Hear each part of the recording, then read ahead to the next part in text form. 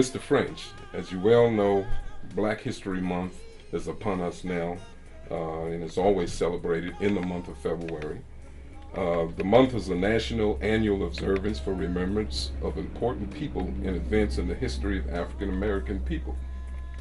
Give us some of your thoughts on how you feel about the month of February. Well, we do it every day of the year, Black History celebration. And in February, it's not enough time. It's not enough time to recognize the contribution made by those in this community. And we don't really give it the proper dignity that blacks who have come along before you and I. And we still don't recognize those individuals, except, occasionally, like this weekend, we had I saw an article by Dr. Clark, Septima Clark, and totally not recognized as one of our key leaders before Rosa Parks, who she taught, you see. So we here at the newspaper got an obligation to illustrate and to show that there are leaders in this part of the Low Country that have been effective, that have been involved with the community, even to this very day, right now. We have a lot of community leaders, you never hear about them. You never hear about Elder James Johnson. You never hear about Wendell Gilliard. You do, but you only hear. You don't really get a feel. But what are you doing out there? We hear about, in our community, Dot Scott. We hear about Bessie Simmons, who has been involved with the movement for as long as I can remember. But we don't recognize our heroes. Reverend Elder Johnson, as you well know, you are seen as one of the civil rights leader here in Charleston. You're active in everything, involved in your community. You're not afraid to serve people. And here we are in the month of February, Black History Month. Give us some thoughts on your feelings as far as Black History Month. First of all, Black History Month should be 12 months out of a year. And I feel that it needs to be taught in school. It should be a curriculum in school that every child needs to know their history, because if they don't know their history, they really don't know where they're going or where they came from. It's so important that our young people know that a lot of people died, that they may have that right now in school. When I were 6 or 7 years old, we could not go to a white school. We had to go to a predominantly black school. And I can remember in 5th grade getting a book with a white child name in it that were in 3rd grade. So it's important that our kids know exactly where they came from. Many times in the community you've been seen, and as many people know, you are affiliated with Rainbow Push. The Reverend Jesse Jackson, who's the head of Rainbow Push, always come at your beckoning. Give us some of your feelings on the Reverend Jesse Jackson as it pertains to Black History Month. Not only Rainbow Push, I were the chairman of the board of Southern Christian Leadership Conference. Also, it is important that we have a civil rights organization in Charleston. It's very important, and because it is associated with other civil rights organizations across the nation. You know, in this hard times that we're having now, and having the first black president, there's a lot of racism has popped up.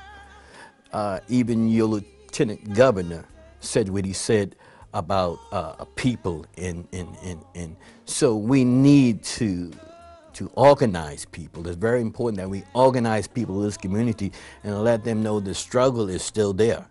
And we must come together as one, white and black, to deal with the problem, because there's always going to be racism, there's always going to be hatreds, there's always going to be all sort of stuff that's going to divide people, and we have to stand.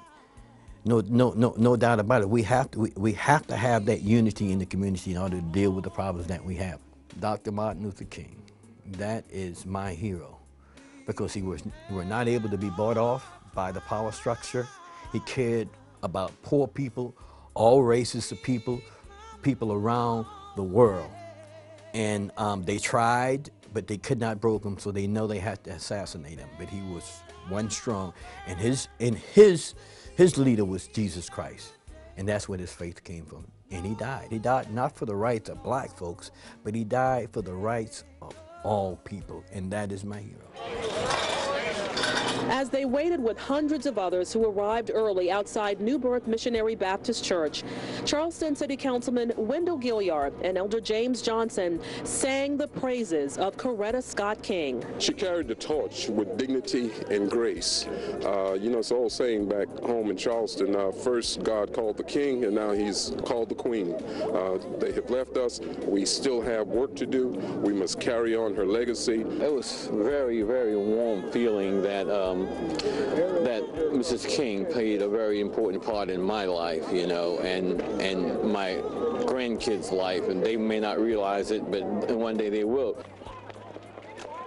As they marched closer to the church where Mrs. King's funeral was held, they talked about the need for the next generation of civil rights leaders. All our leaders are dying. They must pick up the baton and run with it.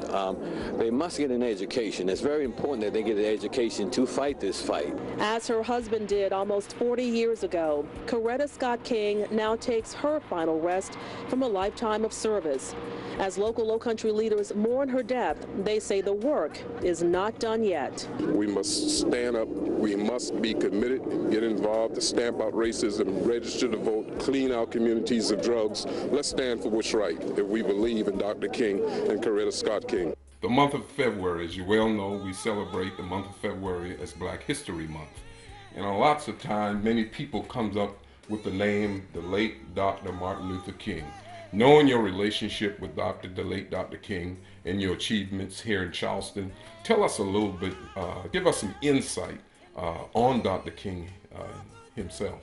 Well, he was a person that when he go to a town or a large city, the major crowds that you've seen on television and all of that after he died, that wasn't the case when he was living. Sometimes we go to the airport, or sometimes we go to a town driving, and you might find 5 or 6 people there. But I think the impact of Dr. King from a political standpoint and from a social activist standpoint, in particular what you and I do and other elected officials, I think that's very, very significant. Because see, when Dr. King talk about Black history, he always say the living history is much more effective, much more beneficial than talking about who discovered what, because you can learn that on your own. So if you're talking about celebrating the living history, let's say what you and I do on a daily basis, that's the life of Dr. King. Public service. And public service have several forms. The form you and I chose, Representative Gilliard, is elected form. And that's very, very important, because the elected form of public office, you build history on a daily basis and a regular basis. You are there for a reason. For example, let's take a movement Dr. King led. Let's take 2. Open housing. We had got jobs. We was able to get jobs because of the Great Society movement and the war on poverty all over America. But we didn't have no decent place to stay. So what we did in 1966, we went to Cicero, Illinois. Chicago, Illinois had a suburbia just being built, and we was able to demonstrate there for 3.5 months. A lot of us went to jail several times, but we got open housing. That means anybody with any kind of money now, race, creed, or color, could live any place we want. We was able to do that as public servant from a civil rights perspective. Let's take another one, the one